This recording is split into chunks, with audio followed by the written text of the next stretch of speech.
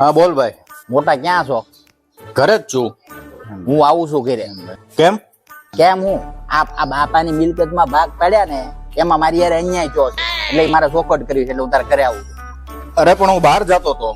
આ તો તું ઘડીક બેસ ને આવું. આ 2 મિનિટમાં આવ્યો.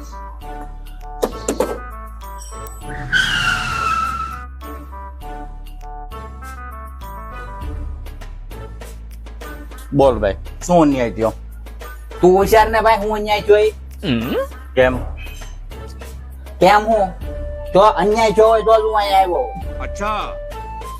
જો બાપાને 2 ફેક્ટરી હતી. હા. એક તને આપી, હા. એક મેં રાખી. હા 2 બંગલા હતા. હા એક તને આપ્યો, હા. એક મેં રાખ્યો. હા 2 ગાડી હતી. એક હા. તને આપી, એક મેં રાખી.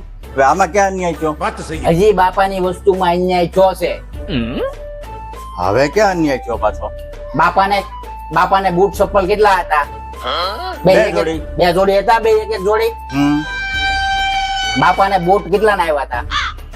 500 રૂપિયાના. બરોબર. અને ચપ્પલ હતા એ કેટલા ના આવ્યા હતા? 100 રૂપિયાના.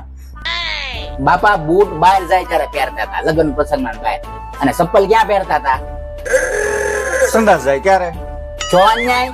બાપાના બૂટ મોંઘા હતા એ તે રાખ્યા અને ઓલા સંડાસ જવાના ચપ્પલ તે મને આપ્યા. આ મારી યારે અન્યાય નો જો. કમાલનો માણસ હોય યાર.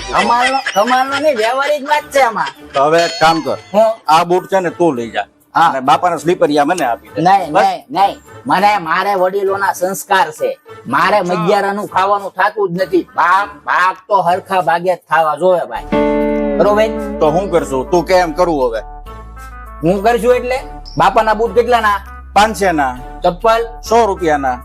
આ એક બૂટ કેટલાનું છું? 250 નું. આ એક ચપ્પલ કેટલાનું છું? 50 રૂપિયાનું.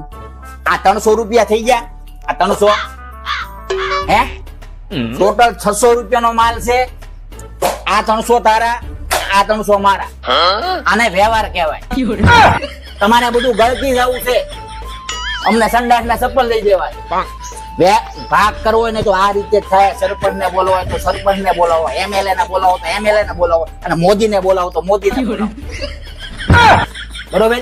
આ રીતે ભાગ થાય છે.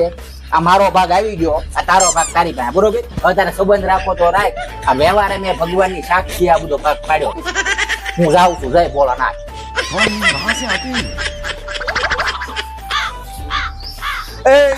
આ હું એટલે